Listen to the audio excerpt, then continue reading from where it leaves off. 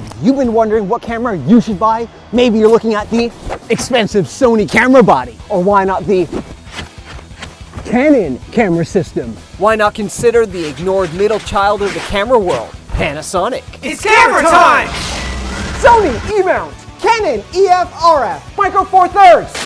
Wow, been a while since I've made a camera vid, right? I want to thank all of you for leaving a lot of awesome feedback in my Canon C100 video. A lot of you found that video helpful and you let me know that. I'm going to continue that helpful tradition today with today's video. I'm going to compare Sony and Panasonic and Canon's camera systems. This is a brand-to-brand comparison, and I'm creating this video because a lot of creatives are restarting their production studios, buying new gear, and preparing for a big 2022. I've been shooting for a long time myself, and I've professionally shot photo and video on all three of these brands. In this video, I'm going to compare across 8 categories. Let's move on to our first category, autofocus.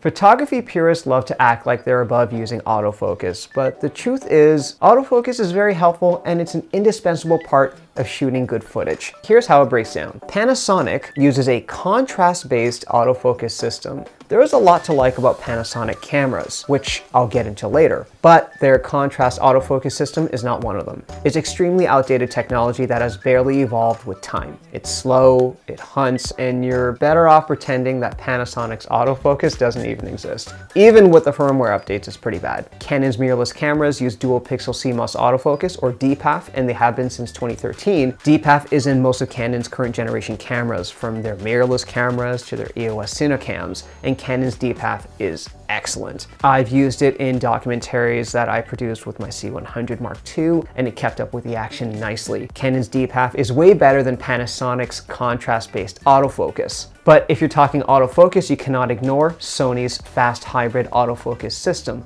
Anyone who has shot with Sony cameras will tell you how amazing Sony's autofocus system is, and they're correct. I have a lot of critique about Sony's camera systems, but credit where credit is due. Sony's autofocus system is the fastest and snappiest I've ever used. If you do sports work, you'll want Sony's autofocus, and their newest camera's iFocus technology is awesome for portrait work, and I've used it a lot. Each new generation of Sony cameras has improved upon their already amazing autofocus systems. Sony knows that its strength is its autofocus, and they play really well to that. Sony wins the gold medal for autofocus. No question about it. Next up, stabilization.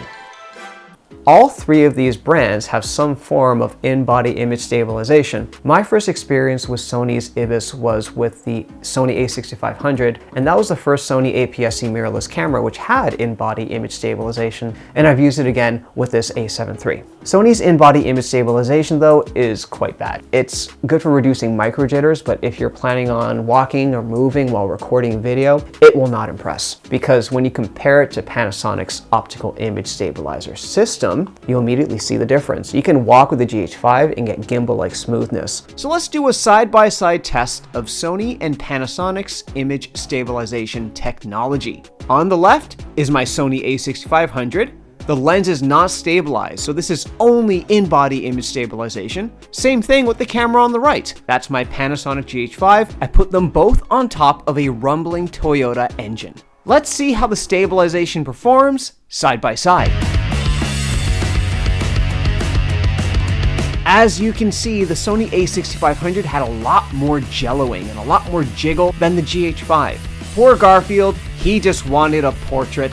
Panasonic's Micro Four Thirds lens mount is much larger, so it's a physically more stable platform, and Panasonic's Micro Four Thirds lenses are much smaller and lighter. Combine those two and you have an unbeatable image stabilization system. I don't own a Canon mirrorless with the latest in Canon's image stabilization technology, but based on my professional usage and experience with them, I'd rank it below Panasonic's stabilization, but above Sony's. Panasonic wins in image stabilization. You could use a Panasonic in an earthquake. Don't try that. Take shelter. Price. Panasonic has always been the least expensive camera system on the market, and that's still the case. Panasonic has traditionally focused on being the better value brand. Sony is the most expensive camera line in the market, and they have adopted a premium pricing model. Then Canon, which used to be in the middle ground of pricing, released its RF mount, and in doing so embraced a premium pricing model just like Sony. That means Canon and Sony have become equally the most expensive brands, leaving Panasonic offering the best pricing, whether you're buying new or used. And that brings us to resale value.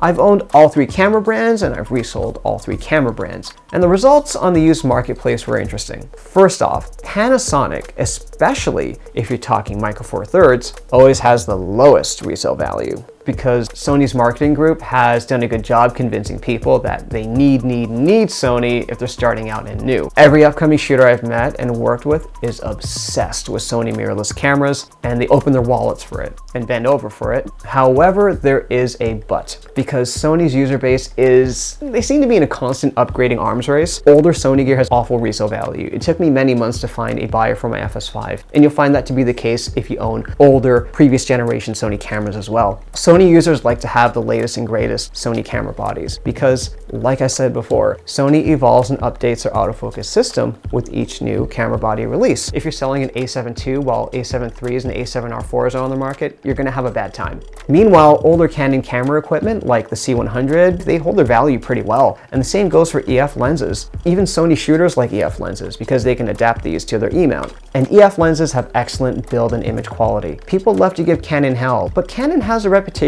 for reliability, and people are still willing to pay for that, just as long as it's not a Canon Rebel. That's not an insult to the Canon Rebel. They're fine cameras, but if you go to any camera store, they have used Rebels stacked up to the ceiling. So for resale value, it's a tie between Sony and Canon, with Panasonic dead last. Build quality. Canon cameras and lenses are built like tanks. Just Google those two phrases, Canon and built like a tank. Canon cameras from old to new have durable buttons, tight dials, and strong body casing. Canon does build quality best, period. I have taken Canon equipment through TSA border checks where they have bashed my equipment in bags around, and my Canon equipment holds up without a scratch every time. So how does Sony build quality stand up? Sony's have a premium feel, but Sony does this really annoying thing where they design their cameras to feel premium instead of actually making them rugged and tough. If you notice here, the paint is flaking off on my A7 III, right next to the Sony logo if that didn't look bad enough. And this mic jack cover on the A7 III, it's cracking. I don't even know how that happened. I've never seen anything like this before. Most cameras I've seen have a rubberized cover, so it can take some bending, it can take some punishment. Even my cheapy Canon G7X III has a bendy, rubbery cover that doesn't crack. Just look, bendy! And this is a tiny point-and-shoot Canon camera. My C100's covers were even more rugged. This is made out of some sort of pliable plastic, hard to tell. And Sony camera internals are complicated. If you drop a Sony lens, that lens is history. Ask me how I know. Canon wins the gold for build quality, and Panasonic cameras come in at a close second. Service.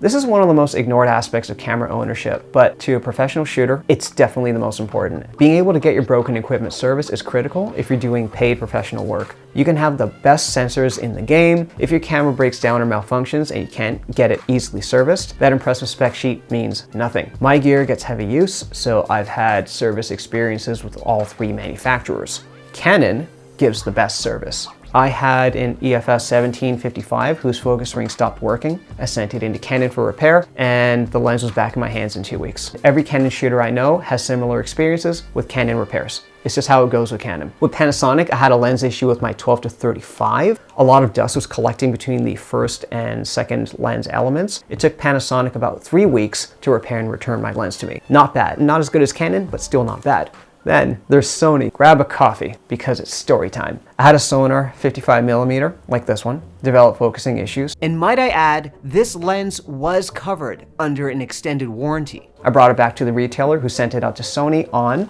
November 27, 2017. Now pay attention to these dates, are important. I was quoted a 4 to 8 week turnaround time, by the way, because Sony lenses apparently get serviced out of New York City. The lens was sent back to me in April 2018. but the focusing problem wasn't fixed, so I had to send it back out on May 2018. In the meantime, Sony wouldn't give me a loaner lens. I was again left without my most used lens for an extended period of time. In August 2018, I received the lens and it still wasn't fixed. The lens got sent back out for its third time, where it was finally fixed and returned to me October 2018. That is a 10-month repair turnaround time by Sony. 10 months! Yes, it might have been an atypical experience, but even if Sony fixed it right the first time around, that still would have been a 3.5-month turnaround time. Compare that to Canon's 2 weeks. For a paid professional, over 3 months is an eternity and not acceptable. Sony has great specs, impressive technology, and a very fancy brand image, but their after-sales support is awful. Canon has the best equipment service, and Sony is dead last. Ease of use. This is going to ignite some debate, but I really don't care. Sony camera's biggest weakness is their lack of usability. Sony menus and camera body ergonomics and setups look like they were designed by engineers for engineers. It's not end user focused at all. In Sony's latest camera releases, they've made efforts to fix the menus, but they're still very far behind Canon and Panasonic, both of whom have better in-camera menus. This is really important because I like to hire new shooters to give them professional experience and just to give them a chance, but Sony menus always confuse them, and it leads to delays on shoots. Meanwhile, I can hand my new guy a Canon or a Panasonic, and I know that they'll be able to get great footage, no problem. Sony's camera body designs are the worst of the three. The camera bodies are very small, cramp your hands to hold. Most of them have tilting LCD screens and not flip out screens, and that hinders a lot of options and visibility when you're shooting at odd angles. And instead of having properly laid out dedicated buttons for common camera functions, Sony cameras have programmable shortcut buttons all over the body. So basically, no one except the original Sony camera owner knows what each button does. It's kind of dumb, to be honest. The A7 III has a joystick for navigating menus. Problem is, the joystick is tiny and lays flush against the camera body. This makes it very difficult to use. The Panasonic GH5, on the other hand, has a joystick that sticks out a lot more, which makes it much easier to use. Small design nuances like this have a huge impact on usability. Canon and Panasonic, on the other hand, design their menus and ergonomics and buttons in such a way that they're intuitive and a pleasure to use. Panasonic and Canon are tied for usability. Sony gets a failing grade. Color science. Oh yes, I'm going there.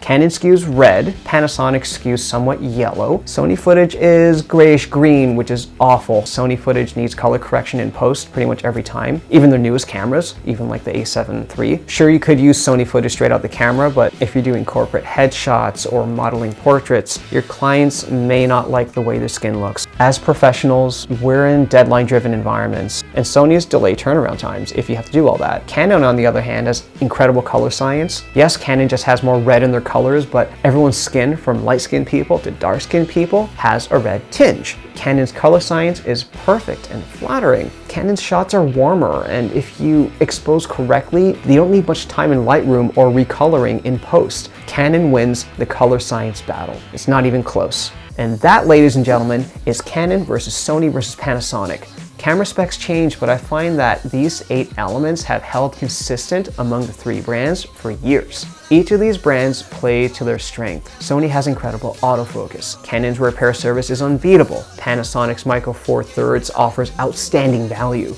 It's all a matter of what's important to you. Personally, I'd rather shoot Canon and Panasonic, mainly because they've been very reliable and are just so easy to use. If I had to come up with my biggest complaint about Panasonic, is that the Micro Four Thirds sensor obviously doesn't do as well in low light conditions. If you're going to do event photography, for example, with a GH5, you need to have flash. In fact, if you're doing any kind of photography with a GH5, you need to have flash. Different cameras for different folks. Use what makes you happy, use what suits your needs. But I hope this video helps you narrow down your next purchase decision. But I want to hear what you all have to say about this. Have you ever jumped ecosystems? Like, did you go from Sony to Canon, and did you go back? Tell me in the comment section below what your camera journey's been like, and if you would have done things differently. Hope you found this video useful. Follow and subscribe to me, and comment below. I really like hearing from you guys. Bring on the love, bring on the heat. Bye!